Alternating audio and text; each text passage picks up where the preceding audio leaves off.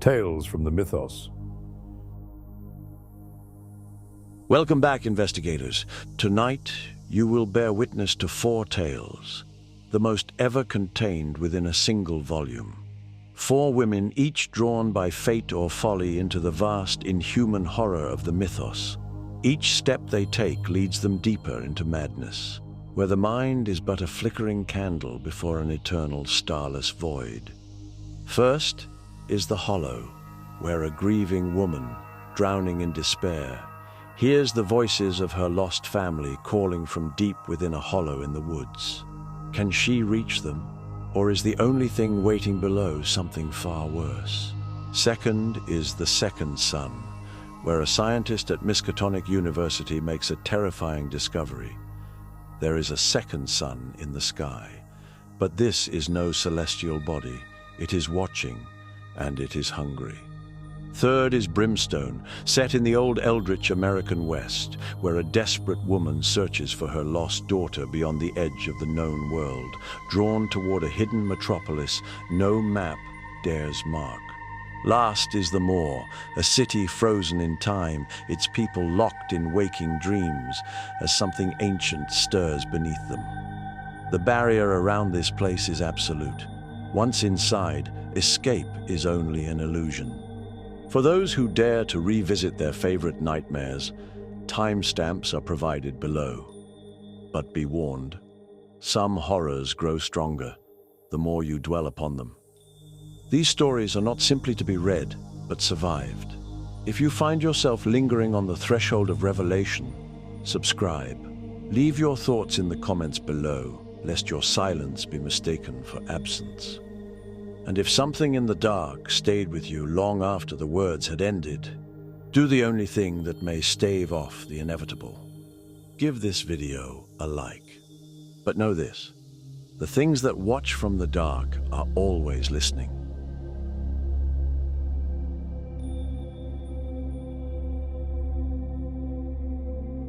I am a broken woman, haunted by the loss of my family.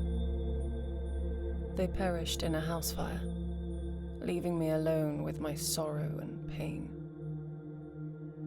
I turned to alcohol and drugs to numb the ache in my heart, but it only made things worse. I lost my job, my friends, and my will to live. I was a shell of a woman, wandering aimlessly through life, until I heard the call of the hollow. It was a dark, scary hole, a hollow deep in the forest, whispering my name in my dreams. I tried to ignore it at first, thinking it was just my imagination playing tricks on me. But the voice grew louder and more insistent, filling my mind with visions of unspeakable horror and forbidden knowledge. I knew I had to resist the call, but it was like a siren song, luring me closer and closer to the brink of madness. What made the voices even more traumatizing was they were the voices of my wife and children. They said they were stuck at the bottom of the hollow and begged me to come down and rescue them. I sought help from doctors and therapists, but they could not silence the voice in my head. They told me it was a symptom of my addiction and trauma, but I knew better. I knew that the hollow was real, and that it held the key to my family's salvation. I felt a strange connection to it, as if it was part of me, waiting to be reunited. Reunited with my family? Yes. But also the hollow itself longed for me. I started to explore the forest, searching for the hollow. It was not easy, for the forest was vast and treacherous, filled with hidden dangers and ancient secrets. But I was determined to find it, to face my fears and embrace my destiny. I I spent weeks wandering through the forest, living off the land and my wits. I encountered strange creatures and eerie phenomena, but nothing could deter me from my goal. At last, I found the hollow. It was a deep, dark chasm, surrounded by twisted roots and gnarled trees. The air was thick with the scent of decay and ancient magic. I felt a chill run down my spine as I approached the edge, but I did not falter. I knew that this was the moment of truth, the moment when I would either succumb to the darkness or rise above it. I closed my eyes and took a deep breath, then leaped into the hollow. I fell for what seemed like an eternity, the darkness engulfing me like a shroud. I heard whispers and screams, felt claws and tentacles tearing at my flesh. But I did not scream. I did not give in. I fought back with all my strength, wielding a hidden power that I never knew I had. At last, I landed on solid ground, bruised and battered, but alive. I looked around and saw that I was in a strange foreign land, filled with towering spires and writhing tendrils. I knew that I had crossed over into another dimension, a realm beyond human comprehension. I walked through the foreign landscape, encountering a sense of dread at every turn. I felt a sense of awe and wonder, mixed with terror and madness. I knew that I had made a horrific mistake coming here. My family was not calling to me. It was only the hollow. I had to find my way back, to return to the surface and face my demons. Finally, I found my way out. As I emerged from the forest, I felt a sense of freedom and power, as if I had conquered my demons and overcome my fears. I was a new woman reborn from the darkness of the hollow. I had a sense that because I was able to overcome my fears and journey deep into the hollow, that it had returned my family. They were waiting for me at home. Jubilation rose from my belly through the top of my head. I was filled with light and joy. But as I walked down the street, I noticed something strange. People were staring at me, whispering to each other, and crossing the street to avoid me. I shrugged it off, thinking that they were just afraid of my strange appearance and wild demeanor.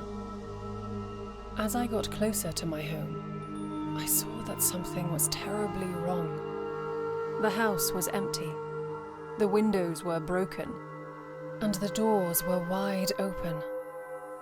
I felt a sense of dread wash over me, as if I knew what had happened. I stepped inside, calling out for my family, but there was no answer. I searched every room, every corner, every nook and cranny, but they were gone, vanished without a trace, leaving behind only a few scattered belongings and broken memories. I fell to my knees, feeling the weight of my loss crush me like a boulder. I had sacrificed everything for the hollow, only to once again lose the thing that mattered most. My family was gone, and I was alone. I tried to go back to the hollow, to seek answers and redemption, but it was gone, vanished like a dream, leaving behind only a dark void and a lingering sense of dread. I was a broken woman once more, haunted by the memories of my past and the futility of my present. I knew that I had made a terrible mistake. That I had traded my soul for a fleeting, hopeless hope. I wandered the streets, lost and alone, until I stumbled on a park bench. I sat down, feeling the cold metal against my skin, and looked up at the sky. It was a dark, dreary day, the kind of day that matched my mood and my fate. I closed my eyes and whispered a prayer, hoping for a miracle, a sign, a way out. But there was no answer, no salvation, no hope. Only the darkness, the emptiness, the void.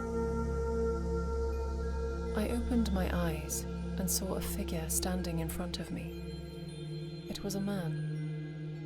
A tall and swarthy man, with a pale face and dark eyes. He looked Middle Eastern to me, perhaps Egyptian. "Who are you?" I asked, feeling a sense of unease. "I am the Collector," he said, his voice cold and distant. "I have come to collect your soul." "What do you mean?" I asked, feeling a sense of panic. "You made a deal with the Hollow," he said, "and now it is time to pay the price." I tried to run, to scream, to fight, but it was too late. The Collector grabbed me by the arm, and I felt a sharp pain in my chest. I looked down and saw that he had plunged a dagger into my heart. I fell to the ground, feeling the darkness engulf me like a wave. I saw my life flash before my eyes. The good times and the bad, the love and the loss. I saw my family, smiling and laughing. And I knew that the Hollow kept its end of the bargain. And then there was nothing. Only the darkness, the emptiness, the void. Now I rest peacefully, adrift in the Mythos.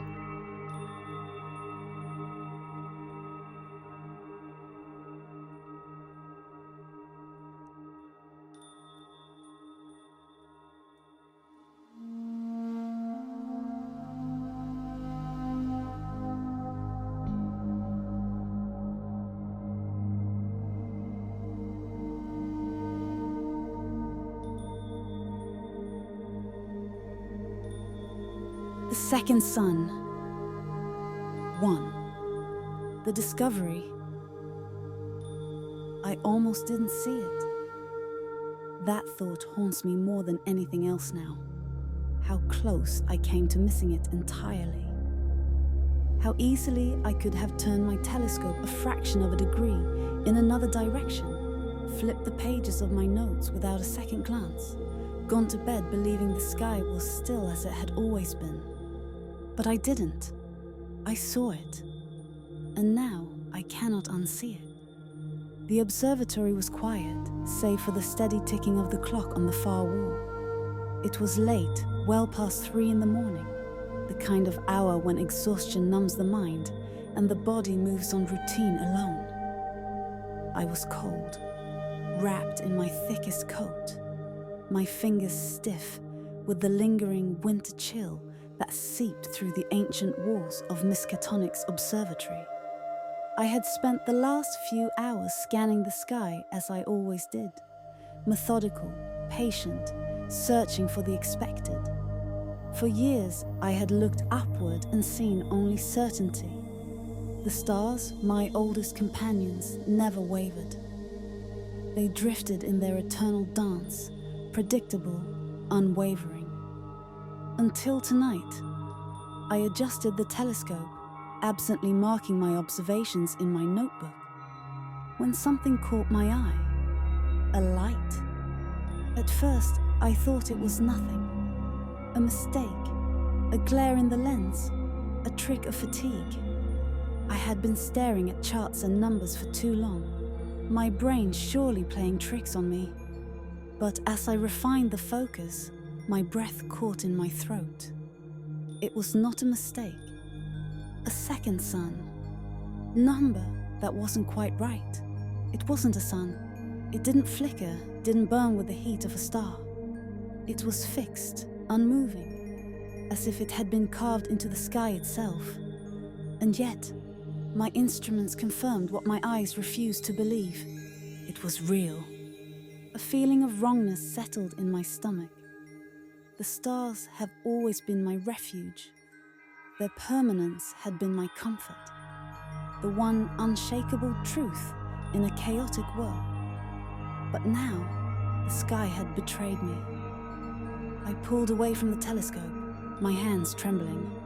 The room suddenly felt too small, the walls pressing in, the silence suffocating. I closed my eyes, inhaling sharply, trying to steady myself. Then I looked again. It was still there. I had the sickening certainty that it had always been there, waiting for someone to notice it. The door creaked open, and I flinched violently, my heart hammering.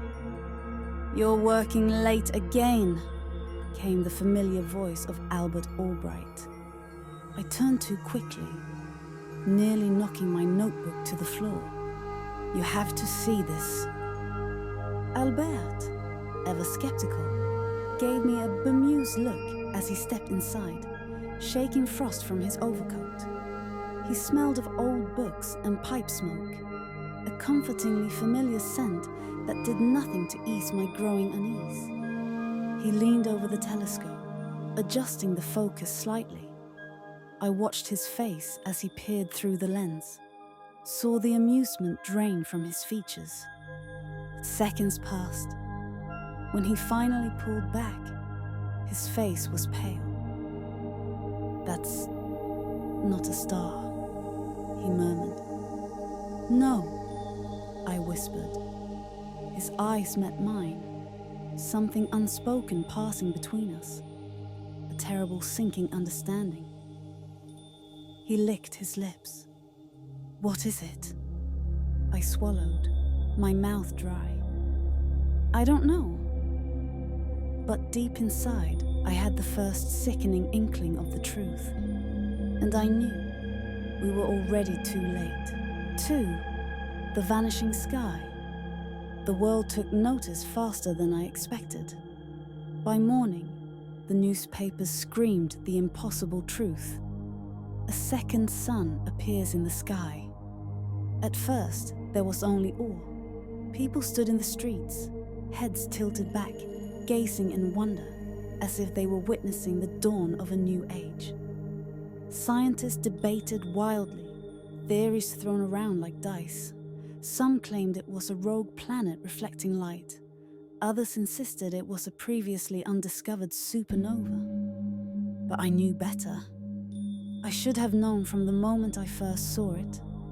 The feeling of wrongness that had settled in my bones was not something that could be rationalized away. That night, the stars began to disappear. I almost missed it. I was in the observatory, my hands smudged with ink, coffee growing cold beside me. My mind exhausted from running calculations that refused to make sense. I rubbed my eyes, turned back to my telescope, and something was missing. Orion's belt. One of the 3 stars that had guided sailors and dreamers alike for centuries was simply gone. I frowned, adjusting the focus. Looked again. Nothing. No cloud cover. No dimming. Just emptiness. My stomach twisted. I scanned the sky, searching for any sign of it.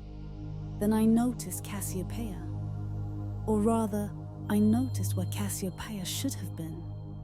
The nausea rose so quickly, I had to grip the edge of my desk. I turned the telescope faster now, frantic, my heart hammering. The more I searched, the worse it became. They hadn't dimmed. They hadn't been blocked. They had simply vanished. The walls of the observatory felt like they were pressing inward, my breath coming in short gasps. I tried to steady my hands, but I could barely hold my pen as I scribbled down what I was seeing. Every night, more stars disappeared. The world noticed too. The awe turned to dread. At first, the explanations were rational. Scientists proposed a cosmic dust cloud, blocking light in a way we had never seen before. Others suggested gravitational lensing, a natural warping of space that bent light beyond our ability to detect it. But I knew the stars weren't simply winking out. They were being devoured. 3. The call from Washington. The phone rang at dawn, the shrill sound cutting through the silence of the observatory like a blade. I jolted upright, my fingers stiff with cold as I fumbled for the receiver. My mind was sluggish, my body racked with exhaustion. But the moment I pressed the phone to my ear, the voice on the other end cut through the haze. "This is President Coolidge." My breath caught. I forced myself upright, gripping the desk for support. "Mr. President," I rasped. There was no preamble, no pleasantries. Only the clipped, urgent tone of a man who did not have time for uncertainty. "We need answers, Doctor Payne," he said. "We have our best people working on this.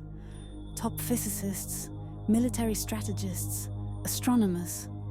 They tell me the data doesn't make sense, but we can't afford to wait for it to make sense. We need to act." I swallowed my throat dry. What? What have they come up with? There was a brief silence, a hesitation.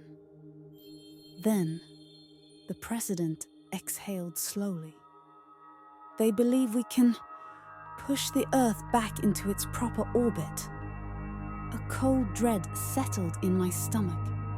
"Push," I repeated. "Our brightest minds are proposing a controlled detonation," Coolidge continued, his voice measured. "A series of large-scale explosions, precisely placed at both poles, to generate the necessary force to alter our trajectory. If timed correctly, the force should..." "It won't work," I interrupted. The word tumbled out too fast, too sharp, but I didn't care. The very idea of it was madness. "Dr. Payne," Coolidge said evenly, "our situation is dire. If there's even a chance..." "There is no chance," I snapped. "Sir, there aren't enough explosives on Earth to generate the force required. Not even close. It's impossible."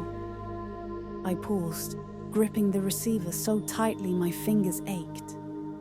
"The mass of the Earth is too great," I continued, forcing myself to keep my voice steady. "The amount of energy needed to shift our orbit is beyond anything we could ever produce." Silence. Then Coolidge's voice, quieter now. "Then what do you suggest?" I shut my eyes. "I don't know," I whispered. And I hated how much of the truth was in that answer. 4. The shielding failure. If the second sun could not be escaped, perhaps it could be blocked. Desperation makes people cling to foolish ideas. The scientific community, unwilling to accept its powerlessness, scrambled for alternatives. If the second sun could not be escaped, perhaps it could be blocked. Theories emerged from every corner of the globe. The British Royal Astronomers proposed a massive reflective barrier, a thin metallic shield launched into the upper atmosphere, designed to deflect the second sun's influence. A group of engineers in Germany suggested magnetic interference. theorizing that if the second sun was affecting Earth's gravity, perhaps a strong enough electromagnetic field could disrupt its effects. Harvard's Scientific Council pushed forward a chemical dispersal theory, somehow saturating the stratosphere with a reflective gas blocking the second sun's radiation. Theories, equations, madness. The US government approved immediate experiments. High-altitude balloons were deployed, carrying metallic reflectors. Scientists rushed to generate electrical pulses at levels never before attempted. Enormous chemical compounds were dispersed into the air, forming strange, unnatural clouds. It was all for nothing, because the second sun was not a sun, and it could not be blocked. I sat in the observatory, staring through my telescope, watching the futile attempts unfold. The balloons drifted into the sky, their reflective material shimmering uselessly in the dark void. The magnetic pulses hummed and crackled, accomplishing nothing. The second sun remained, unmoving, unfazed, uncaring. I gripped the edge of my desk, nausea rising in my throat. It wasn't just failure, it was irrelevance. Nothing we did mattered. It did not burn, it did not shine. It did not behave like anything we could understand. And yet, it was there, watching. The scientists collapsed into exhaustion. The government stopped listening. There was nothing left to try, except brute force. The military option was all that remained. I knew what was coming next. I knew what they would do. And I knew, even before it happened, that it wouldn't work either. 5. The military failure. I knew it was coming. After science failed and after the shielding attempts proved worthless, there was only one response left: violence. The governments of the world would not go quietly. Inside every war room, every military base, every high-security briefing, the same conversation unfolded. "We strike it," a general said, his voice hard and certain. "Every missile, every bomb, every shell, we throw everything we have at it." For a brief moment, there was hesitation. Not because they doubted the need to act. No, hesitation had never been a trait of mankind's war rooms, but because there was a problem. A fundamental, maddening problem. No one knew how far away the second sun was. It could be seen. It loomed over them, unblinking, always watching. But it did not sit anywhere. It had no physical measurement. There was no way to calculate its distance, because it had no measurable presence at all. Every attempt to triangulate it failed. Telescopes provided no depth, no reference point. Scientists tried calculating its location based on light delay, gravitational pull, even atmospheric distortion, but nothing aligned. It was there, and yet it was not there at all. And that only made the decision more urgent. If they could not measure it, they would have to fire blindly. Then came the revelation, one that no one outside of intelligence circles had ever known before. Several communist nations had, in secret, been developing a missile unlike anything seen before. A weapon that could travel thousands of miles, reaching across entire continents. An intercontinental ballistic missile. The revelation sent shockwaves through the summit. The Americans had long worked with the Russian rocketry pioneer Konstantin Tsiolkovsky, exchanging ideas, collaborating on theoretical spaceflight, discussing the possibility of reaching beyond the planet's limits. His papers had been studied, his designs scrutinized. The world believed him to be a dreamer, a man who theorized but had never built. Now they understood the truth. While he had fed them theories, he had been building something else entirely, in secret without their knowledge. The betrayal hit like a blow to the gut. How long had they been working on this? If not for the second son, would these missiles have one day been turned against America? Against her allies? It was a terrifying thought. One that would have to be pondered later, if there was a later. For now, the only certainty was that this was the only weapon capable of reaching something whose very distance was unknowable. So the decision was made. They would fire everything. Even if the target did not exist in any measurable way, even if they were firing into the void itself, they would strike it down or die trying. I sat in the observatory, the radio hissing beside me, listening to the end of reason. The world's leaders didn't care. They had no other plan. Missiles were loaded into silos. Long-range artillery was wheeled into position. The secret ballistic weapons, those engineered in secrecy, were rushed to the front lines. Everything was prepared. The final strike. The broadcast played across the airwaves, clipped, controlled, a voice struggling to maintain the illusion of order. Launch sequences initiated. Target confirmed, Oscar. All forces prepare to fire. For the first time in history, every military power in the world was focused on one single enemy. An enemy that did not move. An enemy that did not fight back. The sky erupted. Missiles tore upward, their white-hot trails streaking across the darkened sky. Hundreds of long-range artillery rounds vanished into the abyss. The world watched, waiting, praying, and then nothing. The second son did not react. There was no explosion, no shockwave, no impact. It remained, unmoved, unfazed, uncaring. We had fired our last shot, and it had never even noticed. I gripped the windowsill of the observatory, my breath shallow, nausea curling in my stomach. The greatest weapons of mankind, the culmination of centuries of war and destruction, had been reduced to irrelevance.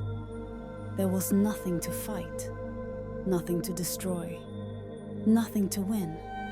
The second son simply existed, and that was enough. The military leaders had no words. The radios fell silent, and for the first time in human history, the governments of the world had no more orders to give. 6. The eye opens. The war had been lost before it even began. With the failure of the military assault, the last illusion of control crumbled. There was nothing left. And then, at noon, the real sun flickered. I barely registered it at first. Just a strange dimming, a trick of the eye. But then it happened again. A flicker, a hesitation in the sky. My stomach twisted. I turned to my telescope. My hands were shaking as I adjusted the focus, every instinct screaming at me not to look. I looked anyway. The sun, our sun, was wrong. It pulsed, dimmed, then flared too bright, as though something was stretching it thin, pulling it apart, unraveling it from the inside. It was shrinking. I gasped. The calculations raced through my head.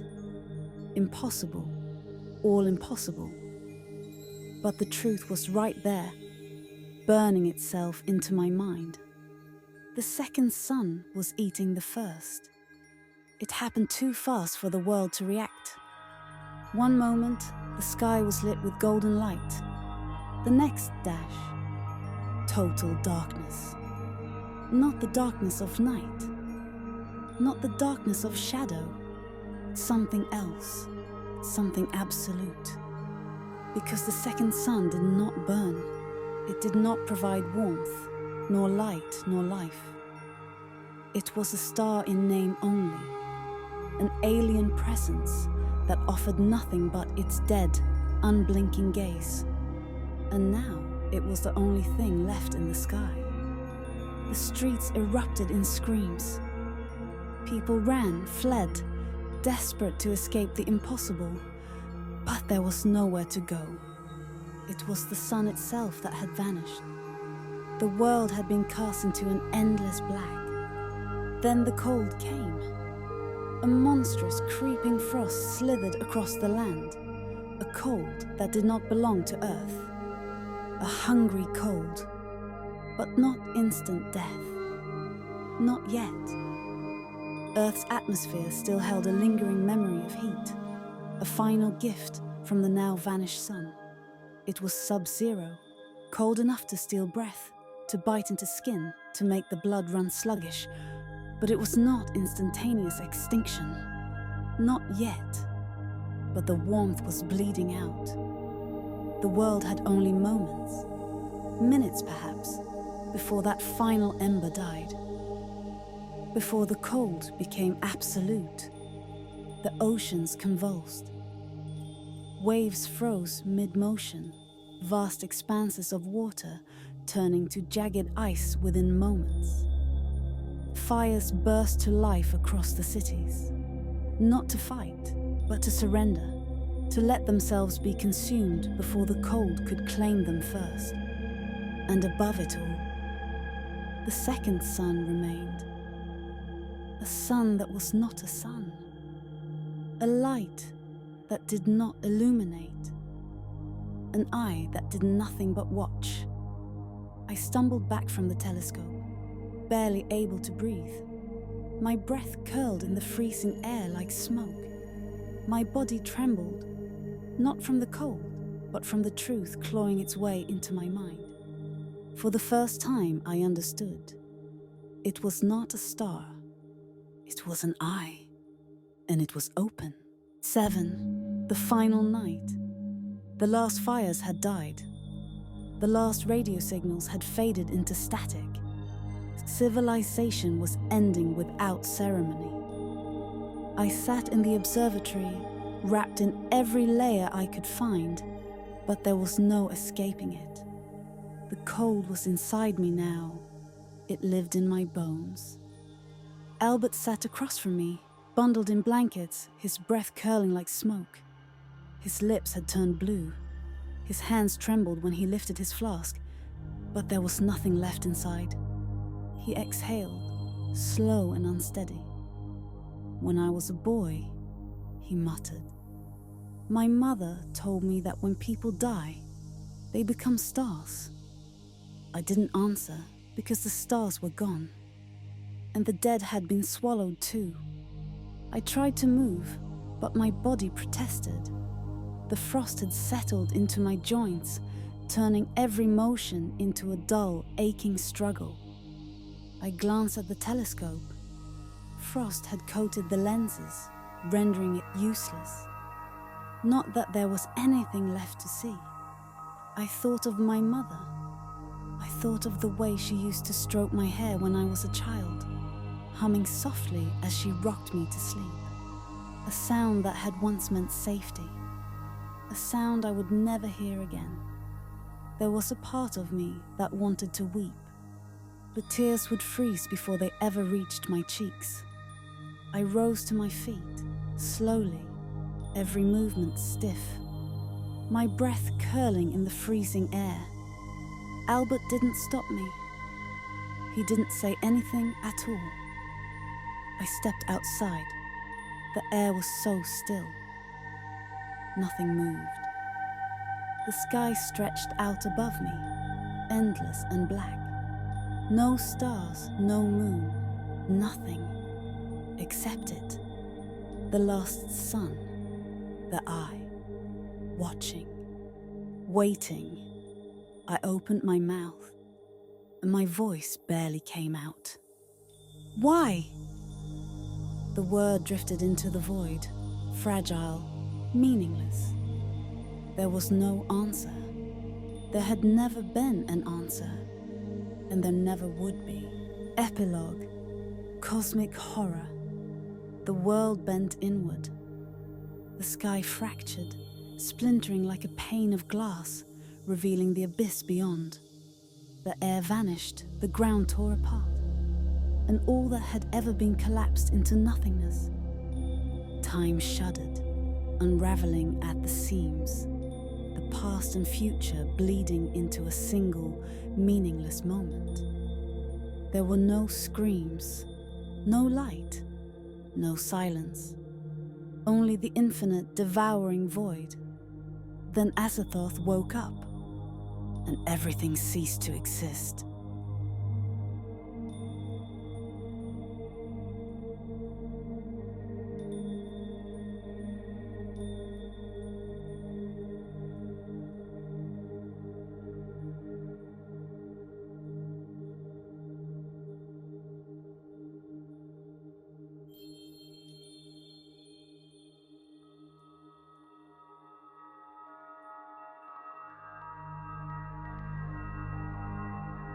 Brimstone.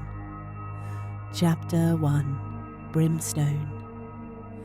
I do not know what drove me to Brimstone, only that it was the last place left before the world became a vast and gnawing emptiness.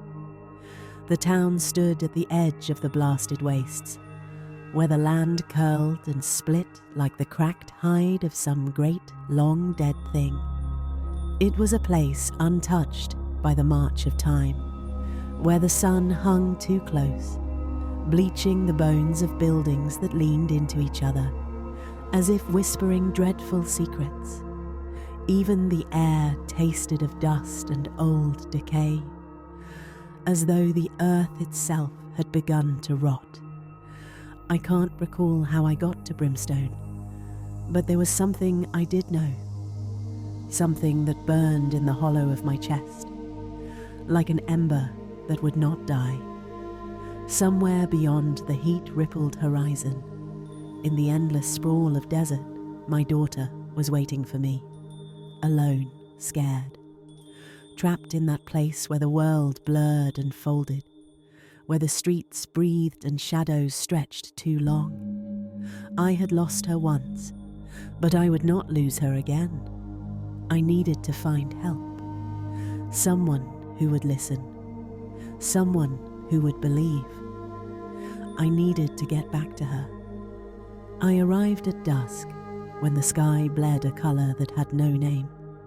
I cannot recall the exact moment my feet crossed the town's boundary, only that the horizon behind me had turned into a wavering spectre of heat, and before me lay a place where everything seemed too still. The people of Brimstone regarded me with the vacant weariness of those who had long since abandoned the notion of hope. They said little. They averted their eyes, but I felt their unease settle upon my shoulders, a weight unseen yet suffocating. I told them what had happened, though even as the words left my lips, I knew they would not believe me. I have lost my daughter. The sentence should have cracked the air like thunder. Instead, it fell flat, as if the dust devoured it before it could take shape. I told them of the impossible city, the place beyond the shimmer in the desert, where the land betrays the mind and the streets themselves are alive. I told them of its twisted spires, its shifting doorways, its streets that pulsed beneath my feet like the ribs of something vast and slumbering. I spoke of the man, or the thing that had worn a man's face, that led my daughter there, and how I had tried to follow, only to be turned away, by forces I could not name. They did not hear me, or, perhaps worse, they refused to. I have often wondered if they knew, if some unspoken understanding bound them in silence, some terrible knowledge that they could neither confront nor escape. Only one among them regarded me with something sharper than disinterest. Agnes Thorne, a woman whose mouth was always thin with suspicion, her eyes sharp enough to cut. She watched me as one watches an uncoiling snake, waiting for the strike she was certain would come. The days passed in feverish unreality. The town itself seemed to push back against me, as if I were an intrusion, an aberration that must be excised. I spoke to no one save for my own reflection in the warped glass of the tavern window, where I saw not a woman, but something hollow, something that should not still be standing. It was on the 4th day that I met Caleb Finch. He was not like the others. Where their gazes skittered away from mine, his held steady. Where their voices hushed when I approached, his was warm, unburdened by the fear that clung to this place like a second skin. He had the kind of kindness that should not have survived in a place like Brimstone. Yet there it was, untouched by time or cynicism. "You really think there's a city out there?" he asked. I did not answer at first. I only turned my gaze toward the wavering line at the edge of the world, where the heat blurred the land into something that was neither earth nor sky. "I do not think," I murmured. "I know." I told him what I had seen. The man with the ill-fitting skin. The way the desert had betrayed me, shifting and twisting, leading me away even as I ran toward her. Caleb did not mock me. He did not turn away. He only stood beside me in the growing twilight, watching the horizon as if searching for something unseen. Perhaps he was already lost. Perhaps he had always been. From the porch of the general store, Agnes Thorne watched us, her lips pressed into a thin, bloodless line. Chapter 2. Accusation. There was something in the air of Brimstone, a slow, creeping rot that did not touch the flesh, but worked its way into the mind, burrowing deep until doubt and suspicion festered like an unclean wound. I felt it in the way the townsfolk averted their eyes, in the careful steps they took to avoid my shadow, as though misfortune itself clung to me.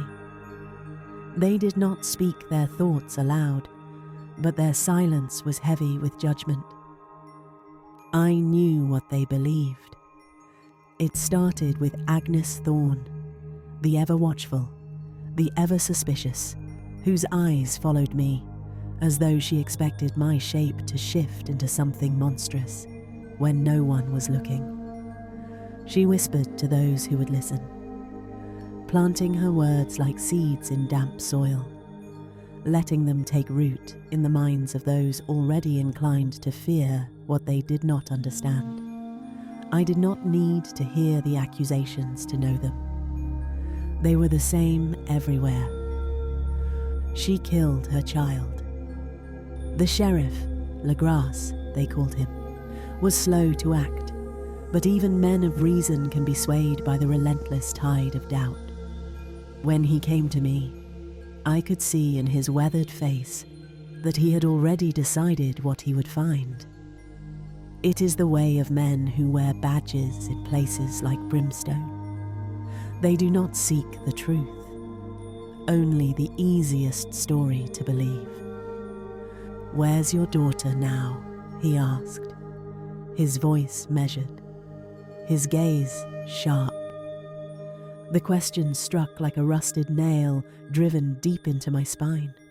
I opened my mouth to answer, but no words came. How could I explain something that no one would believe? That she had been taken, pulled beyond the veil of understanding into a city that should not exist. That I had seen the shimmer in the desert, had followed until my own mind betrayed me, the roads twisting away even as I ran toward her. I didn't hurt her, I whispered, the words brittle and weightless. I didn't, but it did not matter. The truth had already been decided without me. That night, I packed what little I had left. My hands trembled as I shoved cloth and scraps of food into my satchel, my breath coming in shallow gasps. They would not let me leave so easily. They would call it guilt, say I was running from the weight of my own sins. They would seize me, lock me away, let my story fade into nothing like so many others before me. A voice broke the silence. You don't have to go alone. I turned to find Caleb Finch standing in the doorway, his face unreadable in the dim light. I had expected suspicion, questions, the same hollow stare I had received from the rest of them. But there was something else in his expression. Not pity, not doubt, but understanding. They'll lock me up if I stay, I murmured. His eyes flickered toward the half-packed satchel, toward my shaking hands.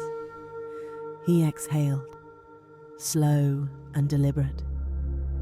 Then let's leave before they can. I searched his face for hesitation, for doubt. There was none, only the steady resolve of a man who had already made up his mind. I do not know why he followed me into the wastes. Perhaps he too was searching for something he could not name. Perhaps he had already heard the city calling. Chapter 3. The Journey. The blasted wastes do not welcome travellers. They do not whisper warnings or howl with the cries of lost souls. They simply stretch onward, vast and unyielding, as though the earth itself has been stripped of life's memory. The sand was not soft beneath our feet, but coarse and jagged, shifting like something restless beneath the surface. We walked in silence, Caleb and I, beneath a sky that felt too large, too empty. The sun, a merciless eye that never blinked. We followed no road. There was none to follow. Only the distant shimmer on the horizon, where I had last seen the impossible city. By the second day, the air itself had turned against us. It tasted of copper and something bitter, something ancient. The heat burned our skin, and yet at night, the cold was just as cruel, gnawing at our bones. Our canteens emptied too quickly. The sweat on our brows dried before it could reach our lips. Caleb spoke little, but his presence was steady. When I stumbled, he caught my arm. When I faltered, he pressed forward. I wondered if he regretted following me, but he never said so. On the third night, the wind changed. It came suddenly, not as a slow-building gust, but as a wall, roaring from the horizon, thick with dust and something more. We barely had time to react before it was upon us, howling with a voice that was not just the wind. The air was alive with whispers, words half-formed and writhing, twisting into sounds I could not understand, but somehow knew had meaning. I could not see, could not breathe. I only clung to the brittle roots of some long-dead tree. My body pressed against the earth as the storm screamed around me. I do not know how long it lasted. When the wind finally died, we found ourselves beneath a sky that was no longer the one we had known. The stars, if they were stars, were wrong, scattered in unfamiliar constellations, their light pulsing like things that breathed. The air was still, thick with an unnatural quiet. Caleb exhaled, slow and measured. "I'm afraid," I whispered. My voice sounded thin, distant. He hesitated. Me too. But we did not stop. On the 4th day, we found the wagon. It was half buried in the sand, its wood split and warped, the remnants of old wheels jutting out like broken bones. Inside, tangled in faded cloth, lay a skeleton clutching something small in its arms, a child's doll. Its porcelain face was cracked, its single remaining eye wide and unblinking. I could not move. I could not breathe. I sank to my knees, the weight in my chest pressing harder, harder. Caleb crouched beside me, his hand on my back, but I barely felt it. The wind whispered through the bones. I could have sworn they shifted, as though they too remembered. That night, the sky pulsed.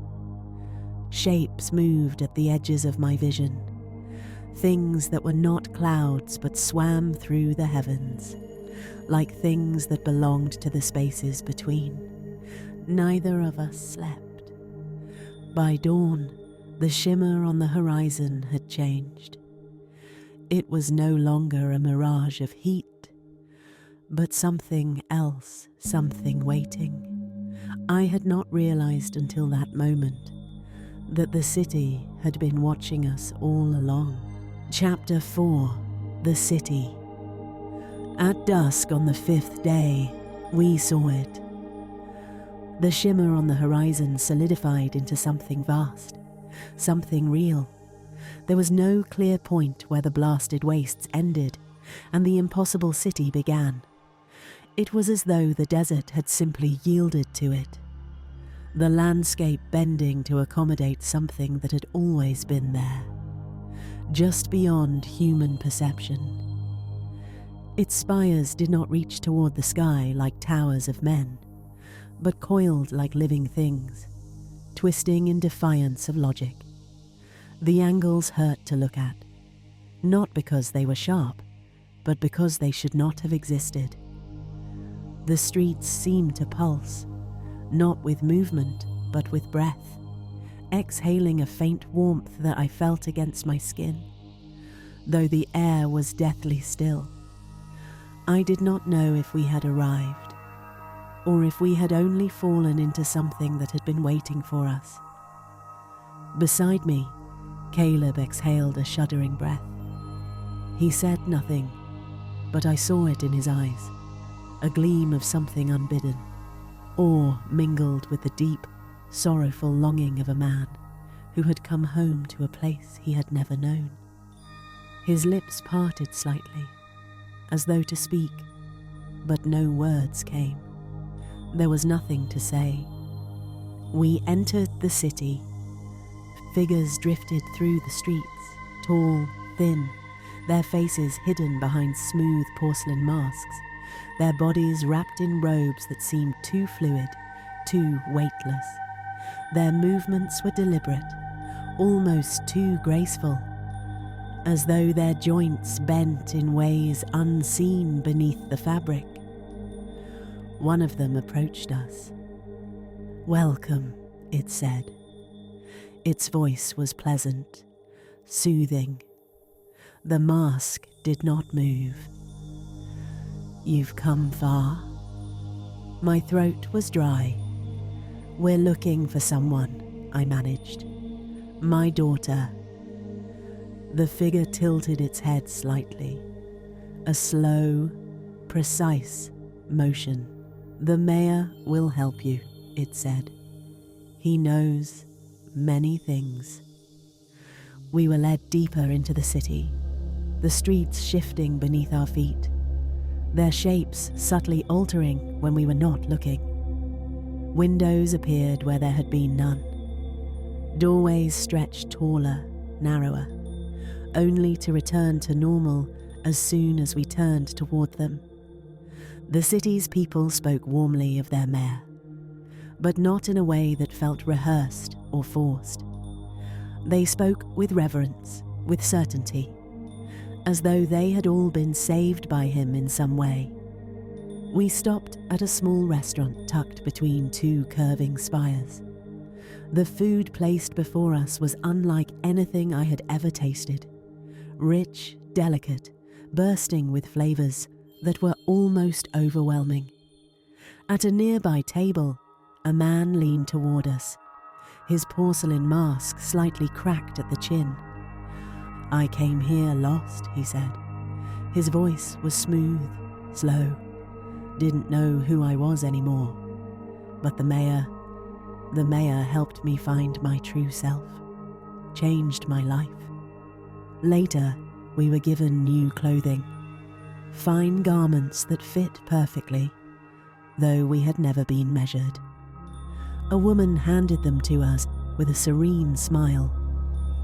"The mayor sent these," she said. "He heard you were coming. Thought you'd need something fresh for when you meet him. That's just the kind of man he is." We walked through a plaza where children played around a fountain, their laughter soft, too perfect. An old man sat on a nearby bench, watching them. "The mayor saved my grandson," he said. His mask was flawless, pristine. Boy was sick as death. No doctor could help, but the mayor, he just knew what to do.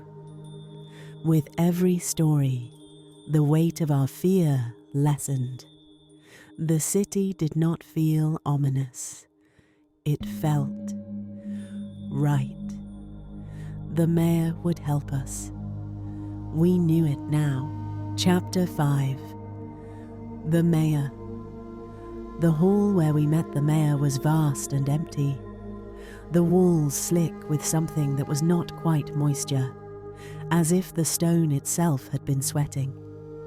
Columns rose from the floor, twisted into impossible spirals that defied symmetry, their surfaces etched with symbols that shifted when not directly observed. Light pooled where it should not have, and shadows stretched toward us like fingers seeking purchase. At the center of it all stood the mayor. He was beautiful, handsome in a way that was beyond time, his features carved with the kind of perfection that seemed effortless, inevitable. His smile was warm, his eyes filled with wisdom and something deeper, something that made me want to trust him, even before he spoke. Standing before him, I felt small, but not in a way that diminished me. It was as if I stood before someone who truly understood, someone who had seen the darkest corners of the world, and yet still offered light. But the longer I looked, the harder it became to hold on to that warmth. His smile stretched just a little too wide. His eyes, though kind, did not seem to blink, not even once. The shadows around him shifted subtly, though nothing moved. His presence grew heavier, pressing against my skin like the air had thickened. I stepped forward, swallowing against the dryness in my throat. My voice came out barely more than a whisper.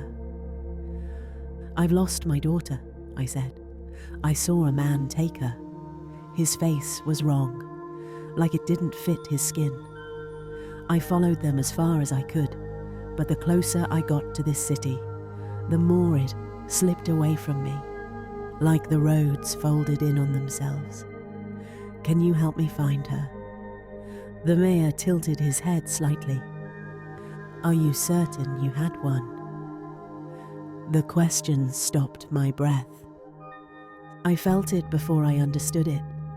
Something inside me unwinding, unspooling like thread cut loose from its spool. A pulling, deep in the marrow of my bones, like something vital had been yanked free. My pulse pounded, hammering against the walls of my skull. I don't... My voice broke. Of course I did. I remember. But did I? I searched my mind, grasping, but the memory was like trying to hold water in cupped hands. It slipped through my fingers, dissolving before I could shape it. My child's name, her face, the sound of her voice, gone. The mayor's expression remained serene, his smile untouched.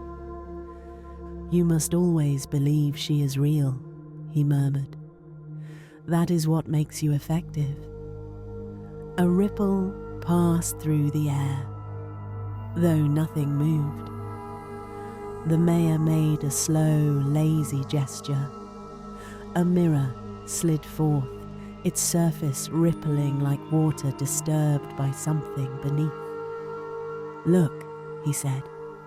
I did not want to. I knew, in the deepest part of me, that what I saw would be worse than any nightmare, worse than any horror I had faced, in the wastes or the city. But something pulled me forward, something greater than my will. At first, I saw only myself, dust-streaked, hollow-eyed. But as I stared, the image shifted. There was no child. There never had been. Instead, I saw myself, over and over, in places I did not remember going, speaking words I did not remember saying. In each vision, I arrived in a town, desperate, wild-eyed. I pleaded, I begged, "My daughter is missing. Please help me." Strangers listened. Some turned away, but always there was one, a kind soul, a man like Caleb, someone willing to listen, someone willing to follow. And then the shimmer on the horizon, then the city, then nothing. Then it started again. I collapsed to my knees, the weight of it crushing, pressing me down like the palm of a great unseen hand. I wanted to sob, to scream, to tear my skin apart and crawl free of myself. But there was nowhere to go. I had never been a mother. I had only been a lure, a puppet wandering the wastes, drawn by strings I could not see, performing my role again and again and again. The mayor's voice slithered through my mind like oil. "You are the call that leads them home," he murmured.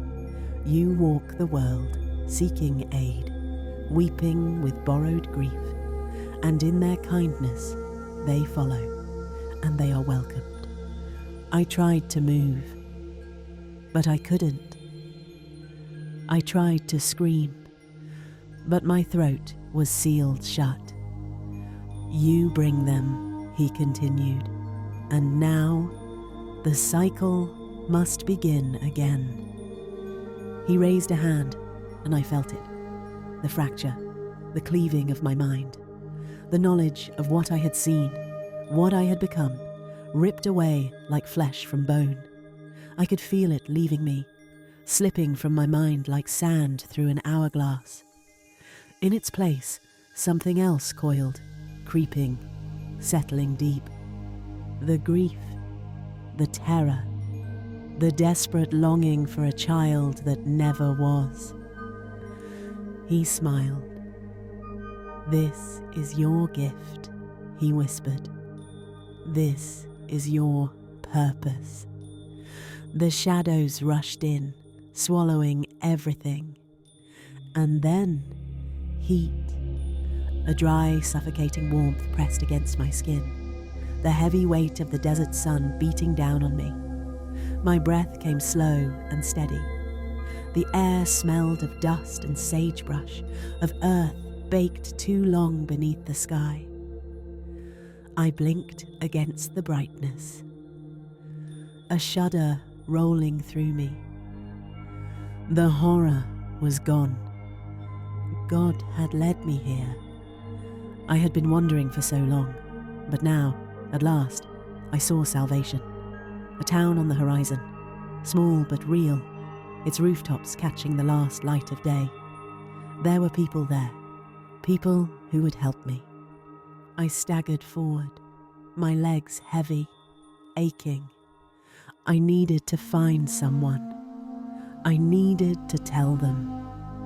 My daughter was out there, somewhere in the desert, wherever the impossible city was.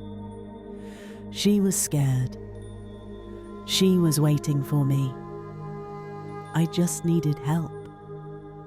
The sun was setting, painting the sky with streaks of red, like something freshly wounded. Another step. The town waited. I just had to get there.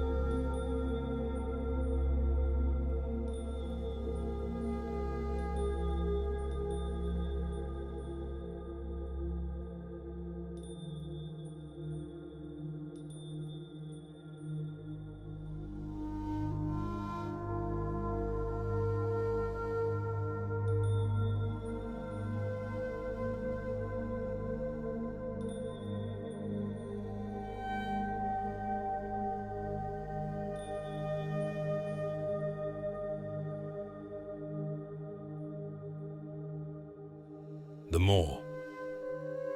Chapter 1. The Nightmares. Fatima dreamed of the prison again. Endless corridors of slick, sweating stone, the air choked with rot and whispers, shadows stretched too long, writhing along the walls like living things.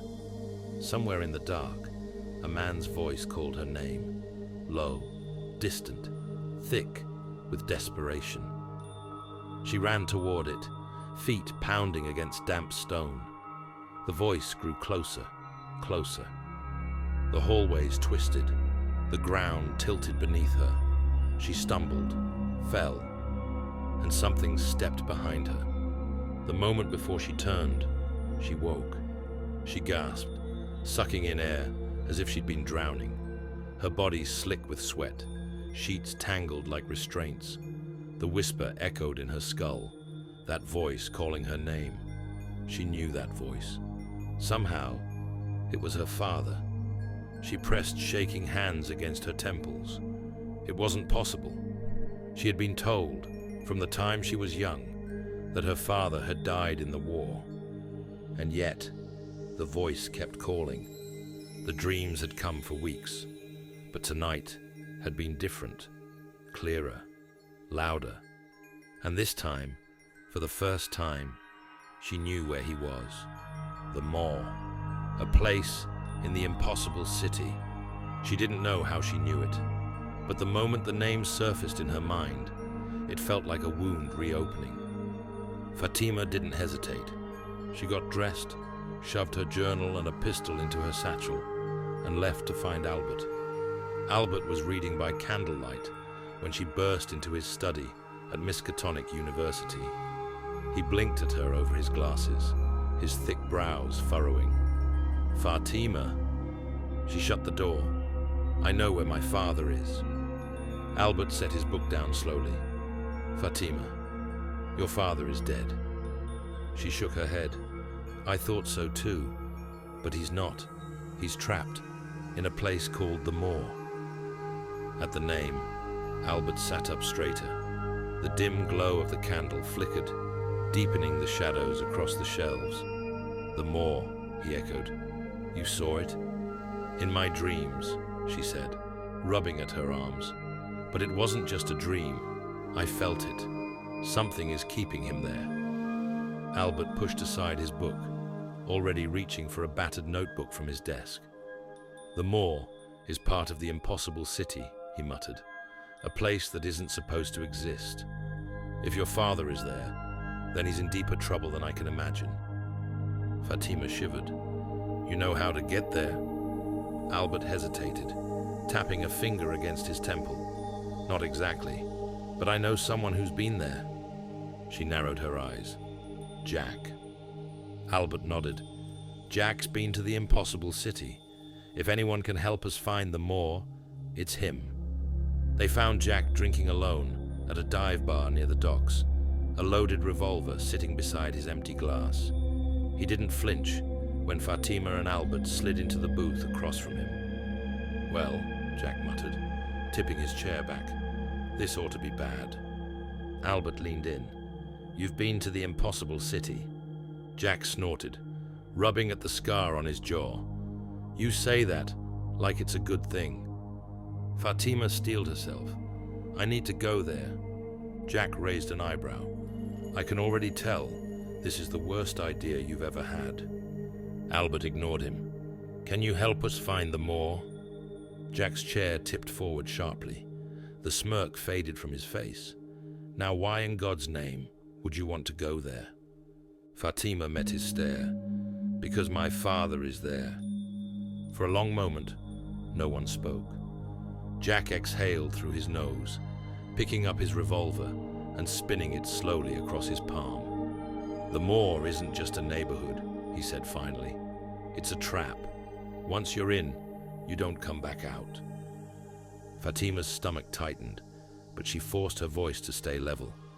"Then I guess I'll need someone who knows how to navigate a trap." Jack studied her, then Albert.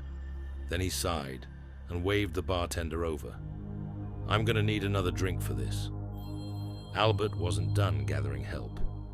The next day, he brought them to Professor Armitage, head librarian of the Miskatonic Archives. The old man listened with hooded eyes, nodding slowly as they explained their plan. Finally, he looked at Albert.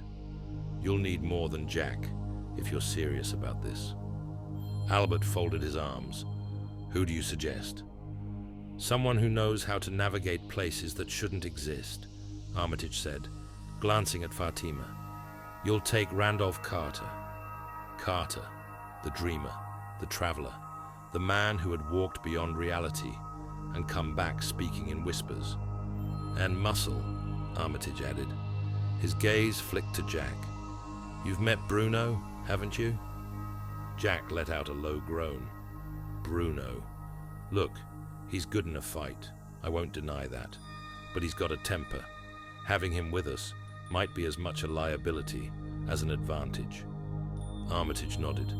"Maybe, but if things go wrong, and they will, you'll want someone who hits back twice as hard."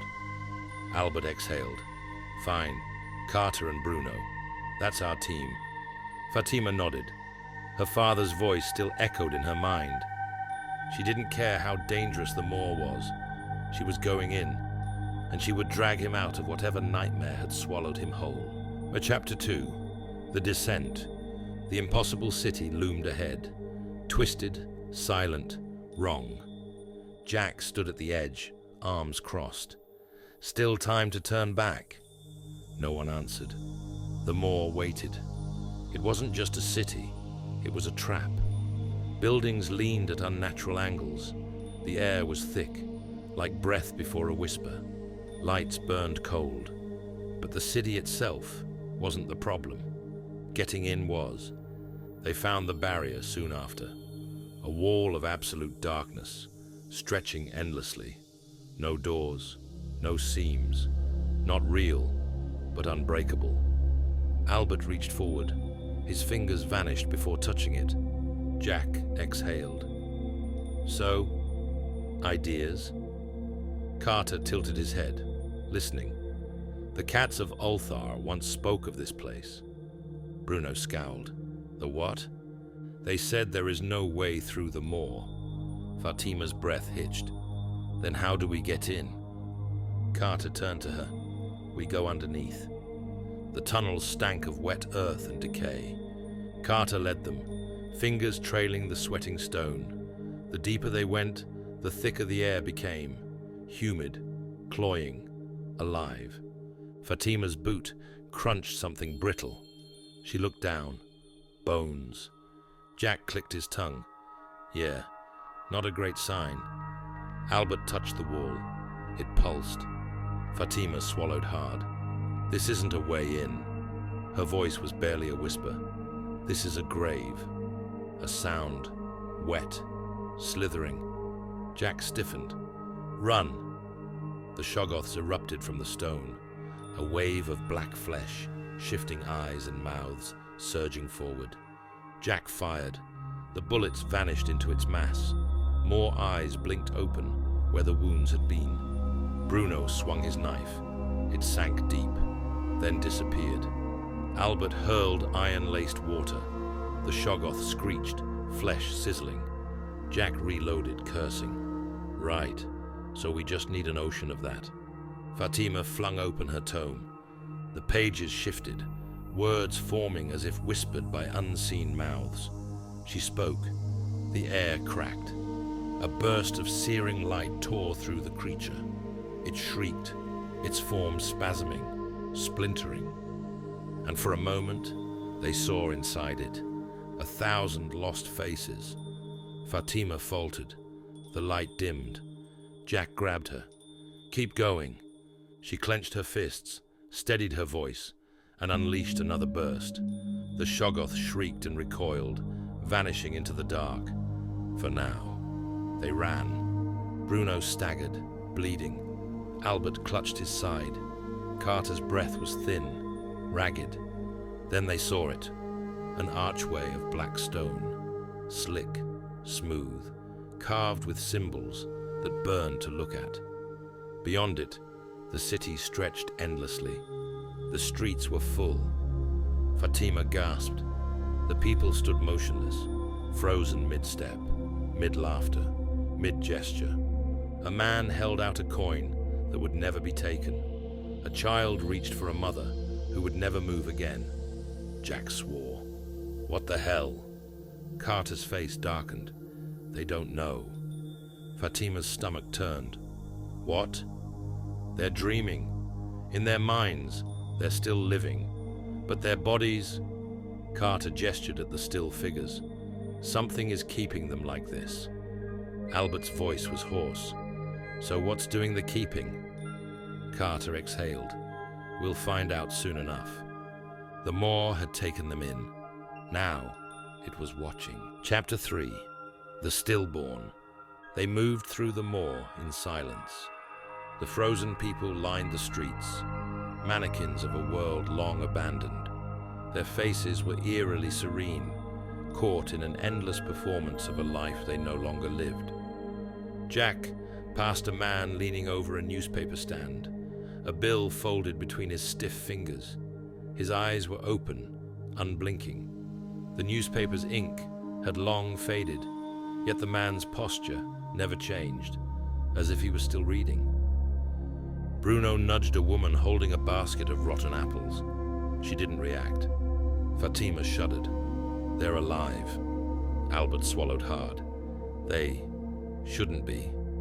They don't know, Carter murmured, his gaze moving over the rows of silent dreamers. Fatima turned to him. What do you mean? They don't know they're like this.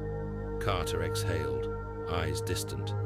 In their minds, they're still living, working, eating, loving, dying. They have no idea they've been trapped here. Jack cursed under his breath. That's sick. Bruno, his voice rough, muttered, I've seen some bad shit in my time. But this?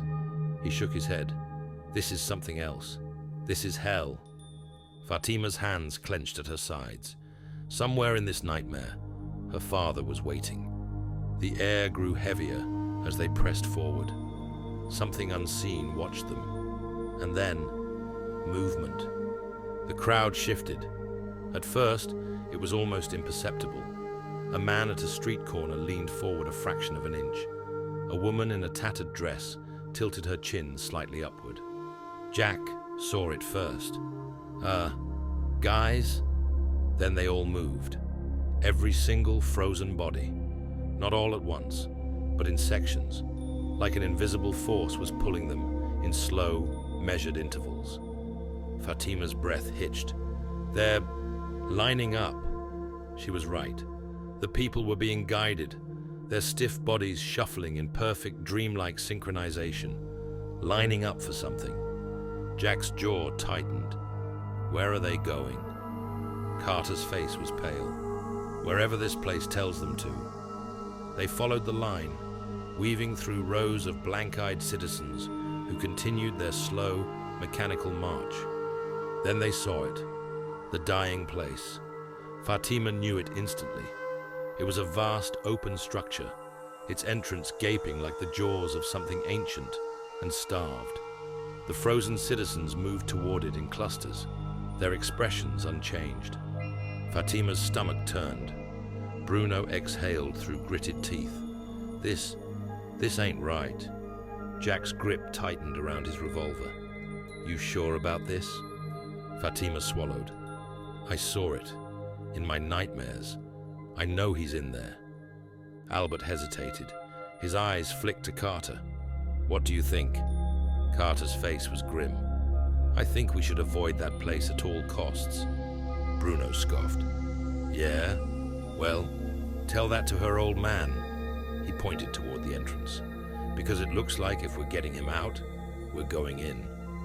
Fatima took a step forward. The entrance of the dying place loomed before them, swallowing all light, devouring sound. From inside, something whispered, waiting. Chapter 4. The Dying Place. The whispers began. Low at first, like wind through dead leaves, but they grew, curling into syllables not meant for human ears.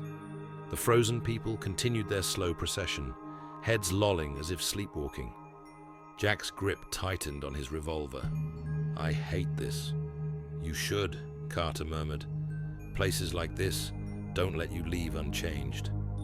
Fatima's breath was shallow. The whispers felt personal, like something unseen was speaking only to her. Bruno rolled his shoulders, still bleeding from the Shoggoth fight. Let's get this over with. They stepped inside. The walls breathed. The further they moved, the more the architecture warped. Arches bent too low, doorways stretched, and everything smelled of stale air and damp rot. The whispers never stopped. Albert winced, gripping his jaw. Feels like my teeth are coming loose. Bruno's voice rasped, barely a whisper. His throat was still raw from the earlier fight. Mine feels like I swallowed broken glass. Carter's fingers brushed the wall. This place isn't made of stone. Jack gave him a sharp look. Then what the hell is it made of? Carter didn't answer. They turned a corner and saw the doors. Lining both sides of the hall, massive slabs of carved stone, each bearing a twisting, writhing sigil. People were guided into them, one by one, never to return. Fatima's skin crawled. Where do they go? Jack clicked the safety off his gun. Nowhere good. Albert turned to Carter. You ever seen anything like this? Carter shook his head. Not in any dream I'd ever want to revisit. Fatima's eyes darted across the doors. Then she saw it, at the end of the corridor. A door she recognized. She had seen it in her nightmares. The Eldritch sign. Her father was behind it. Jack hesitated. Are we sure about this? Fatima stepped forward. I am. The door opened on its own. The air inside was thick, humid. The walls glistened, as if slick with something that pulsed. And at the center of the chamber, they found him. The mad Arab lay suspended over a churning pit of acid, his body wrapped in black tar. Fatima froze. The Migo were working, chitinous, insectoid things, their bodies slick and glistening, their appendages moving with surgical precision. They tightened the tar, securing him for descent. Jack inhaled sharply. They're dropping him in. Fatima took a shaking step forward. Albert pointed to a row of canisters. They're not just killing him, they're collecting him. Carter's expression was grim. His body will die. His mind and soul won't. Fatima's hands curled into fists. We need to move. Albert nodded. Yeah, but how? Jack gritted his teeth. We need a sound. A single, quiet groan. Bruno's injured throat betrayed him. A deep, wet sound escaping before he could stop it. The Mi-Go froze. Then they turned. For a long moment, nothing moved. Then the air exploded into violence. Chapter 5. The Eldritch Sign. The Mi-Go moved first. Their insectoid bodies twitched, clicking in agitation. Their lidless eyes swiveled, locking onto the intruders. One of them raised a multi-jointed limb, its chitinous shell glistening, and let out a sound. Not a scream, not a hiss, but something wet and gurgling. The others responded in kind. Bruno reached for his knife, then hesitated. His throat still burned, his voice barely usable from the earlier fight. Jack didn't hesitate. His gun barked. The closest Mi-Go's head jerked back, ichor spraying, but it did not fall. Instead, its face split open, revealing something glistening, pulsing, layered in veined membranes. It shrieked. Jack exhaled sharply. I was hoping that'd work better. Albert hurled a flask. Its contents splashed onto another Mi-Go's shell, sizzling as it reacted. The creature convulsed, but did not die. Fatima's eyes were locked on her father. The winch was lowering. The black tar encased him, his body bound in an unholy cocoon, his face barely visible beneath the layers. Beneath him, the acid churned. Albert turned to her, urgent. We need to stop that thing from dropping him in. Carter barely dodged a Mi-Go's swipe, his feet sliding across the slick floor. You worry about that. We'll handle the nightmare bugs. Bruno gritted his teeth, his knife biting deep into a Mi-Go's joint. It screeched, but its flesh reformed, forcing him to rip the blade free. I really hate these things. Jack fired again, point blank. This time, the Mi-Go staggered, its shell fracturing from the force. He kicked it aside, turning toward Fatima. Go! She didn't need to be told twice. Fatima reached the winch controls. Her hands flew over the rusted mechanism, her breath ragged. The crank was stiff, unyielding. Her father's body sank closer to the bubbling acid. No, she whispered, pulling with all her strength. It didn't budge. Something clawed at her mind.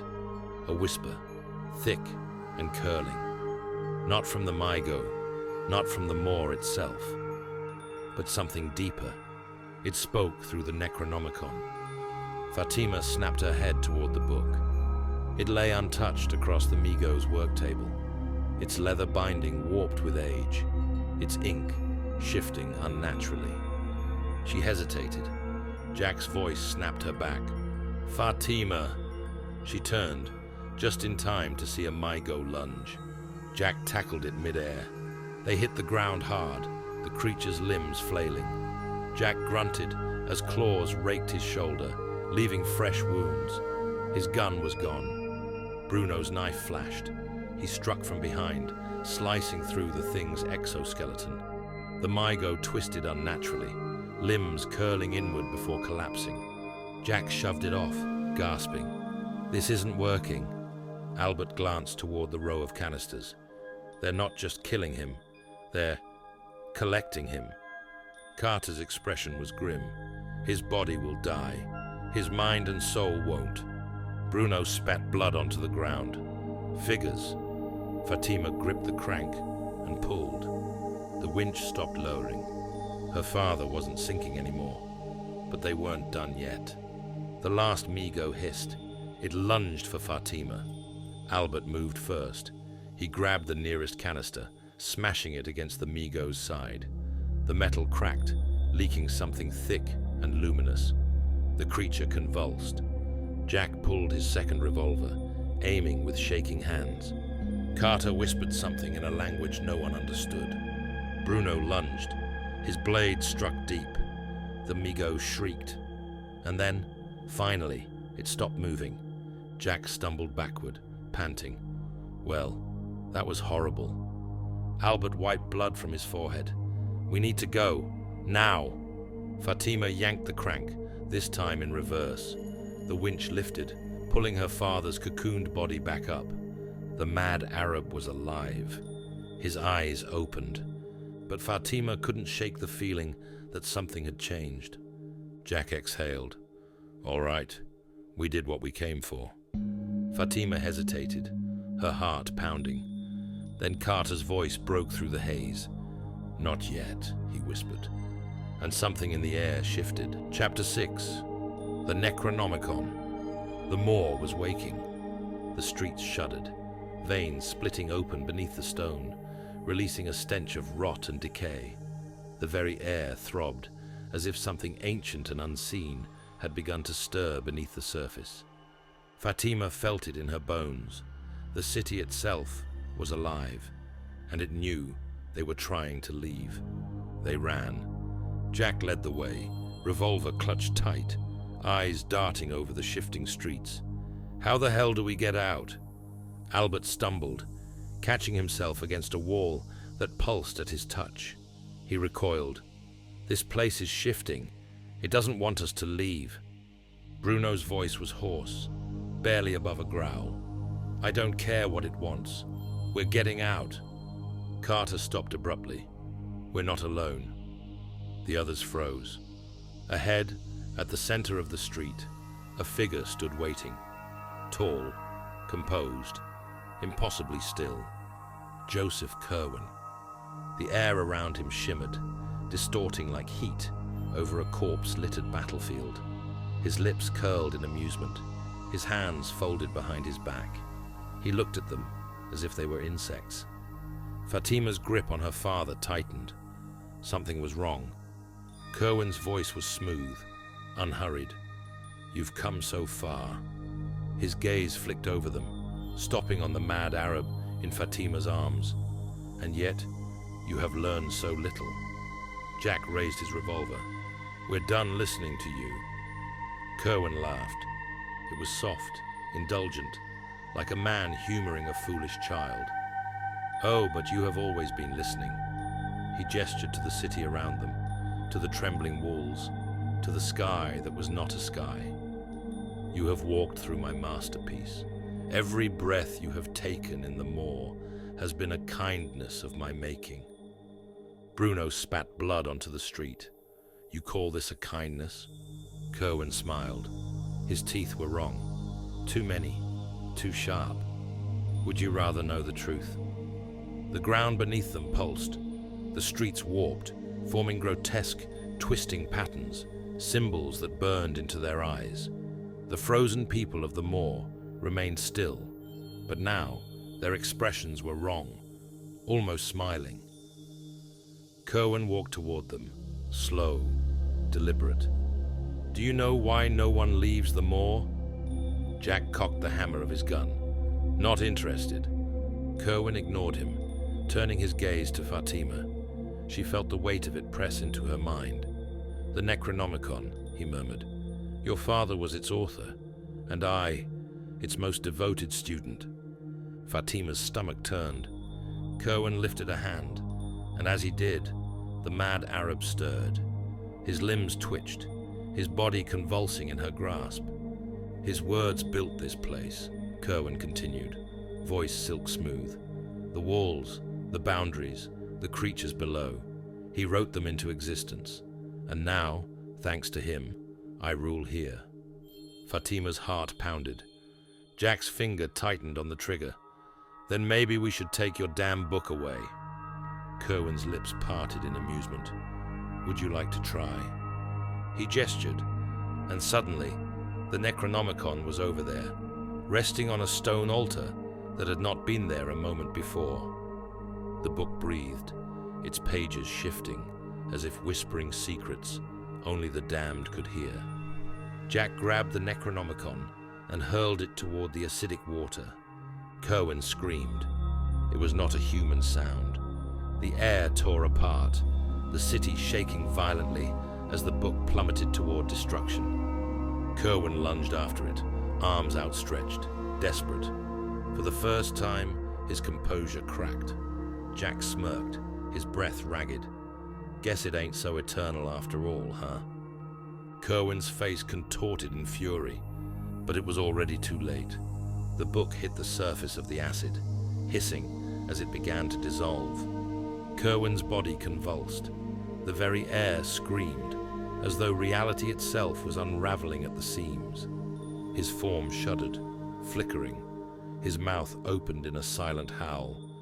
And then Fatima pulled the real Necronomicon from her satchel. Kerwin's expression collapsed into pure, horrified realization. She had switched the books. While he had been distracted, while he had mocked them, monologued, gloated over his control, she had taken it. Fatima opened the book and spoke. The world split open. The barrier that had sealed the moor for generations shuddered, groaned, and then it cracked. Kerwin's screams turned to rage. "No! No! You don't understand what you're doing!" But Fatima did not stop. She spoke the words her father had written. She undid them. The air roared, pulled, broke apart, and the door back to reality opened. Albert grabbed Bruno. Carter moved to help. Jack turned, his eyes locking with Fatima's. "Time to go, kid." Fatima slammed the book shut. The team ran, and behind them, Joseph Kerwin howled. Chapter 7. Ever After. The hum of the plane's engines filled the cabin, steady and real. The team sat scattered across the seats, battered, exhausted, alive. Fatima leaned her head against the window, staring into the vast stretch of sky and clouds beyond. Miskatonic University was only a few hours away. They had escaped. Yet, no one spoke of victory. Jack sat stiffly, his arm wrapped in a hastily bandaged sling, his fingers twitching toward an absent cigarette. Albert rubbed his jaw, wincing as he tested his still aching teeth. Bruno leaned back with eyes half closed, his breaths shallow from the pain in his ribs. Carter stared at his hands as if they were still not entirely his. "Jesus," Jack muttered, breaking the silence. "I feel like I left pieces of myself back there." "You probably did," Albert said grimly. "I don't think any of us came out of that hole." Fatima exhaled. "I keep thinking about the people still there." Her voice was quiet. "The ones we couldn't wake up." Albert nodded slowly. "They'll never even know they're trapped." No one responded. The weight of that truth settled over them, thick and suffocating. Bruno tried to speak, but his voice was a raw whisper. He swallowed, then rasped, "We should have burned it all down." Carter let out a hollow laugh. "It wouldn't have mattered. You can't burn an idea. You can't kill something that exists in the mind." Jack sighed, rubbing a hand down his face. "Yeah, well, whatever the hell that was, it's behind us now." Fatima allowed herself to breathe. The only light in all this darkness was that she had found her father. His head rested in her lap, his face turned toward her stomach, his breathing slow and steady. His body was weak, his frame thinner than she remembered, but he was here, alive, safe. For the first time since entering the moor, a feeling close to relief settled in her chest. She gently rocked him back, shifting his weight slightly so she could look at his face. And then, something was different. The shape of his face was not like she remembered it. A sinking feeling crawled through her stomach, slow and suffocating. Her pulse pounded against her ribs. She held her breath, whispered a silent prayer as hard as she could, and then, with trembling hands, she turned him completely over so she could see his face directly. Somehow, it was Joseph Kerwin. Her breath caught. Her stomach plunged into ice. His lips curled into a smile, his eyes gleaming with something inhuman. He spoke softly, almost kindly. I just wanted you to know that no one leaves the moor. The plane flickered. The hum of the engines died. Reality peeled away. They were still in the moor. They had never left. From the moment they had succumbed to the Shoggoth's mind control, they had been trapped in an illusion, a perfect prison crafted from their own minds. Their bodies remained in the town center, stiff and unmoving, frozen. They stood in a tight circle, facing one another, their expressions calm, blank, empty. Their breath did not fog in the air. Their eyes did not blink. They had never escaped. They had never fought Kerwin. They had never even made it past the first encounter. They had never woken up. A distant bell tolled across the moor. The frozen figures around them began to stir, slowly, mechanically. It was time. One by one, the dreamers of the moor were being led to the dying place. The team, Jack, Albert, Fatima, Carter, Bruno, they were just waiting their turn. Fatima's lips trembled, her throat too tight to speak. But the tears came, silent, bitter. With a quivering voice, she finally forced out, "Then why are you revealing yourself to us now?" Joseph's smile widened. He was enjoying this. He leaned in, voice silk smooth, seeping into her mind like poison. "Because you and your companions, and all those at Miskatonic who fancy themselves seekers of truth, are arrogant." His teeth gleamed. Too many, too sharp. "You think your minds can hold the weight of the cosmos, that your will can resist the tide. You are wrong." His breath was cold against her cheek, though his lips did not move. "I serve the crawling chaos, and the crawling chaos serves the dreaming chaos. This world was doomed before it was ever born." The city breathed. The air pulsed. Joseph stepped back, his grin stretching too wide. A shadow stirred beneath them. It was time.